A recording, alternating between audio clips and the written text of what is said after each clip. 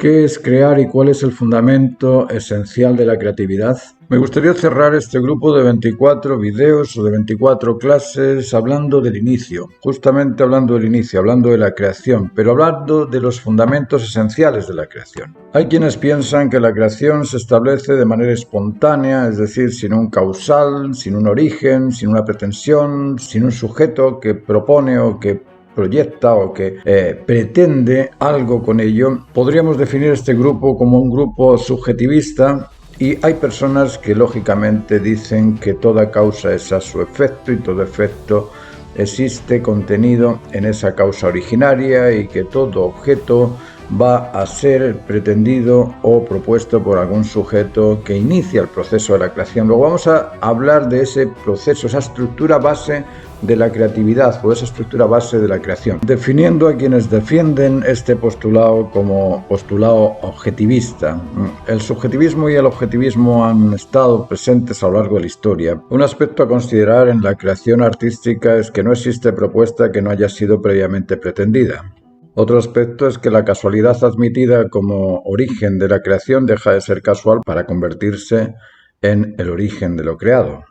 Me explico, si yo quiero pintar un cuadro de una forma espontánea y me pongo a pintar tirando la pintura sobre la tela, no puedo decir que el origen de ese cuadro es la espontaneidad. El origen de ese cuadro soy yo, no es que el origen sea al azar, casual o simplemente aleatorio, no, es un origen pretendido. Yo no quiero regirme por ciertas reglas y dejo las reglas a un lado y me pongo a investigar qué es lo que pasa lanzando la pintura, pero el cuadro no se hace de forma espontánea, es el autor, el originario de ese cuadro. Eso tenemos que entenderlo porque a veces nos confunde. Una cosa es que el proceso sea espontáneo y otra cosa es que el origen sea espontáneo. Hay quienes todavía defienden ese postulado de que la creación no tiene origen, que la creación es al azar, que es casual, que es espontánea, que no tiene un autor, es decir, que esa causa que origina cualquier proceso o cualquier desarrollo no existe, que surge por sí sola. Y yo me pregunto, ¿qué de la creación observan ellos que surja por sí solo? ¿Qué aspecto, qué semilla, qué animal, qué especie, qué espécimen surge por casualidad, al azar, de una forma espontánea y por sí solo? Habría que preguntar a la avispa del higo si fue el higo primero donde pudo depositarse esa larva o fue la larva primero la que polinizó el higo. Pero parece ser que esas cosas no son tan independientes, ni tan por azar, ni tan espontáneas unas de las otras. En el arte no ocurre eso. Yo no veo ningún cuadro que se haga por sí solo, ninguna escultura que se haga por sí solo. Parece ridículo estar hablando de ello. ¿Por qué? Porque no tiene sentido. Todo lo creado se origina en un creador y en un creador que pretende aquello que está creando. Es decir, fijaos que lo que inicia el proceso de la creación no es ni siquiera el creador.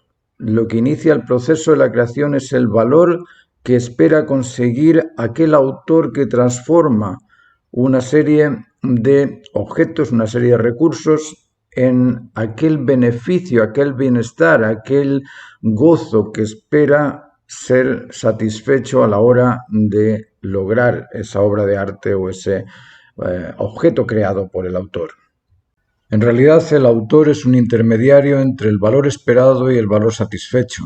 Luego, la inyección inicial de la creatividad no es ni más ni menos que esperar un bien. Cuando uno empieza a dibujar, quiere que ese dibujo esté proporcionado, quiere que ese dibujo esté entonado, quiere que ese dibujo esté bien.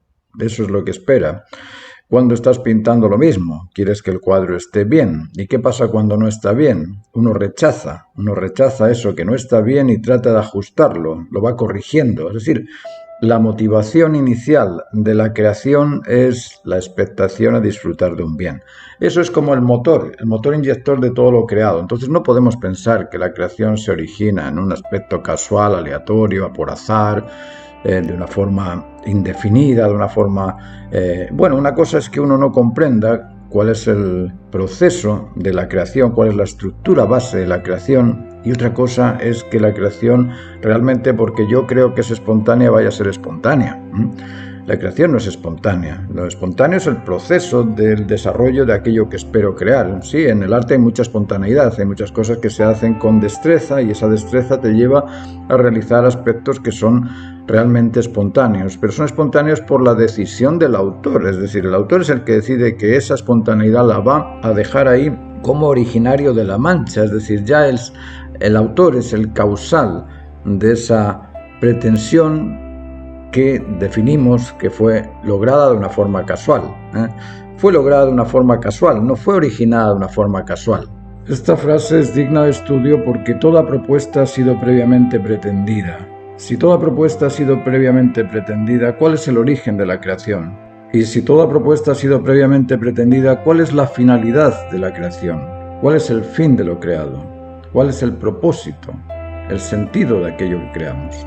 Analizándolo en profundidad nos damos cuenta de que tanto el inicio como la finalidad de lo que creamos es el valor. Nosotros creamos por valor y hacemos que eso que estamos creando logre esa conquista del valor, porque ese valor es el que nos produce la satisfacción, el convencimiento, el bienestar de haberlo conseguido, que es el origen del proceso creativo. Luego, en el proceso creativo existe una estructura base, por ponerla de alguna forma, una estructura base que contiene un causal y una consecuencia y que contiene también un activo emisor y a un retributivo o receptor.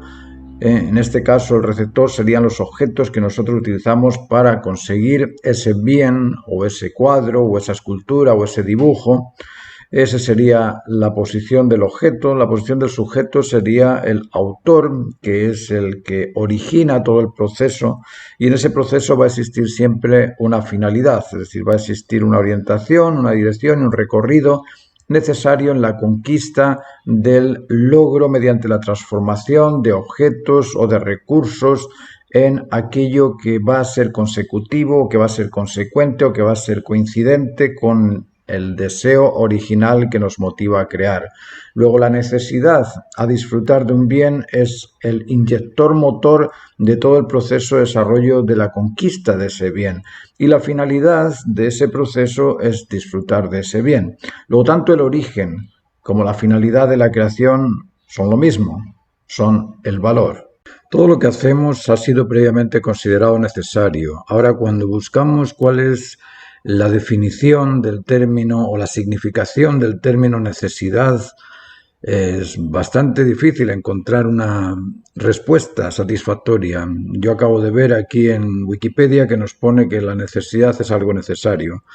Bueno, si eso nos convence, a mí no me convence. Lo que veo es que la necesidad contiene en sí dos aspectos importantes. Por un lado, la pretensión de conquistar eso necesario y por otro lado, ser satisfecha. Es decir, la necesidad exige ser satisfecha mediante el proceso de desarrollo o del proceso de consecución de aquello que considera necesario. Esos dos aspectos que existen contenidos en la necesidad son el motor del diario vivir. Nosotros constantemente, desde que nos levantamos por la mañana hasta que nos acostamos por la noche, estamos constantemente buscando la satisfacción de aquello que consideramos necesario. Luego, la necesidad impulsa a la creación de aquello que nos beneficia o satisface esa necesidad. Luego, el valor es el inicio de la necesidad y es la finalidad también de la necesidad. Si consideramos que la creación es precisamente eso, es un crear algo para disfrutarlo, podemos darnos cuenta de que en el fondo lo que estamos haciendo al inicio es lo mismo que hacemos al terminar. Es esa idea transformarla en imagen, pero que esa imagen nos beneficie, o sea consecutiva, o sea consecuente, o sea similar o coincida con la idea. Y al coincidir con la idea nosotros decimos que eso está bien, que eso nos satisface o que eso nos convence. Luego, el motor de toda la creación es el valor. Por eso que debemos entenderlo y comprenderlo en su totalidad. ¿Qué es el valor? ¿Cuáles son los valores absolutos? ¿Cuáles son los valores diferentes en intensidad? Porque no hay valores relativos, hay apreciaciones distintas en un apreciador y en otro, pero la complacencia de aquello que aprecias es constante en aquello apreciado y la displacencia en aquello que desprecias es constante en todo lo despreciado. Luego, lo que varía no es el potencial de ser apreciado o despreciado, lo que varía es el espectador que tiene el deseo de apreciar o que no tiene el deseo de apreciar y lo desprecia. Volviendo a analizar el término de la necesidad decimos que tiene esa dualidad. Por un lado, espera algo y por otro lado, inicia el proceso a conseguirlo para ser satisfecha. Pero la necesidad contiene en sí un por y un para, además de los aspectos de los que hablábamos antes, además de pretensión y ese disfrute, esa cualidad de poder disfrutar de aquello que pretende. Además de eso, la necesidad existe por algo y existe para algo. Ese por algo no está inserto en la misma necesidad, es decir, es algo previo a la necesidad. Yo tengo la necesidad de alimentarme porque tengo un cuerpo, que es el elemento previo a un sistema digestivo que me motiva a alimentarme. Es decir, hay algo previo, anterior al sistema digestivo, a la alimentación. Es algo previo, soy yo, es mi cuerpo. Pero hay algo previo a mi cuerpo también. Eso previo a mi cuerpo, la naturaleza directiva inherente o, en este caso, el instinto. Es el instinto de conservación el que me motiva a alimentarme. Mi cuerpo fue intencionado dentro de un ambiente materno y fue intencionado por un tipo de energía intencional, selectiva y poderosa, que fue capaz de llegar hasta fecundar el óvulo. Y ese tipo de energía intencional, selectivo y poderosa se transforma en una serie de impulsos, porque ya no es solamente la estimulación de ese tipo de energía, sino que es una motivación, es un conjunto de impulsos que generan al periodo ovular, después generan otro periodo embrional y luego otro periodo fetal, y de ahí surjo yo con un cuerpo físico, pero el inicio de ese cuerpo físico era meramente un tipo de energía intencional, selectivo y poderosa.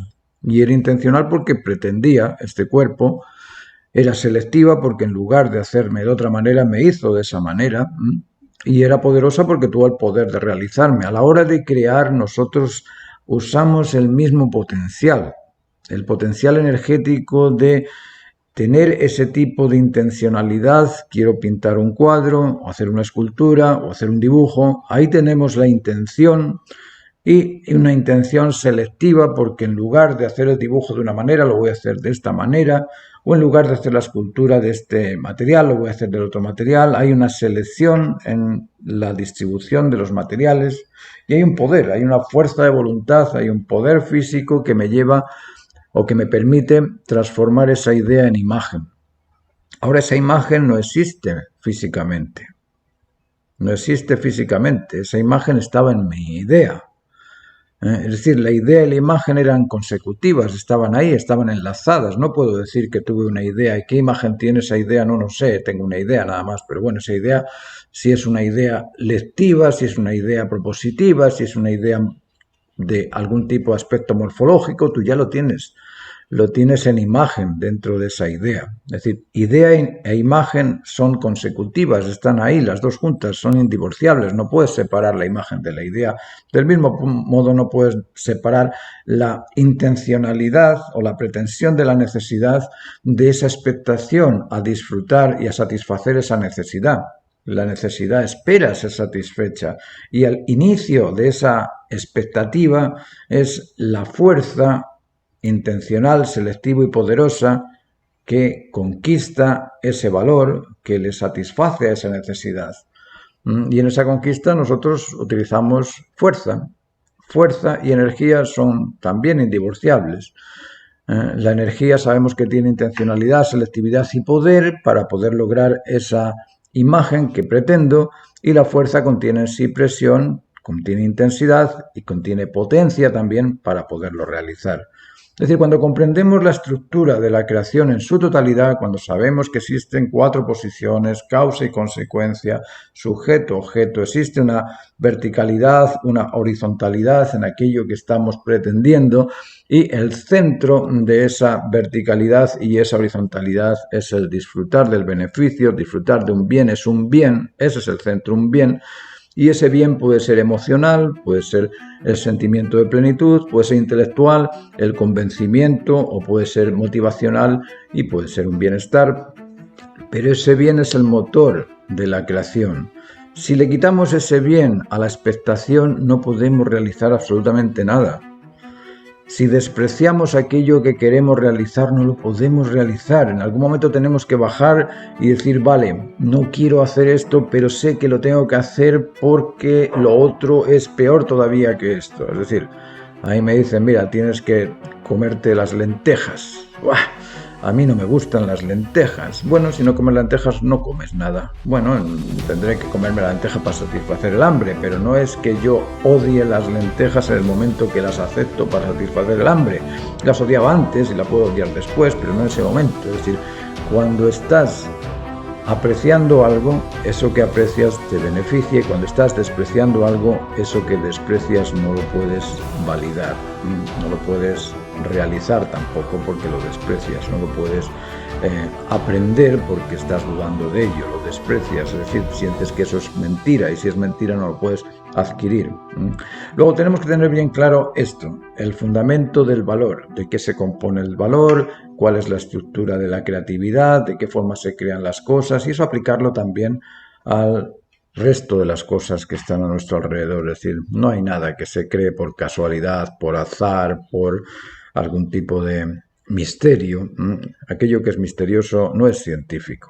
Aquello que es milagroso no es científico. Aquello que es suerte no es científico. Ese tipo de cosas son simplemente adjetivos que nosotros le ponemos a aquello que no comprendemos. Y la ciencia no se basa en lo que no comprende. La ciencia se basa en aquello que es demostrable, que es demostrativo, aquello que comprende.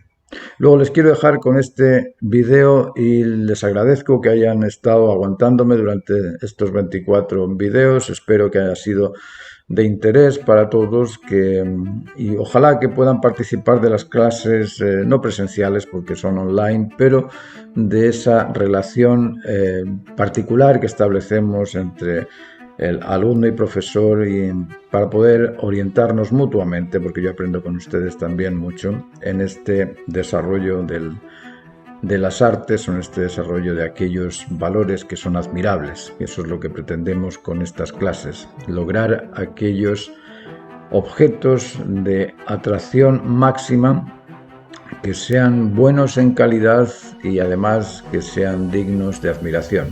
Muchas gracias.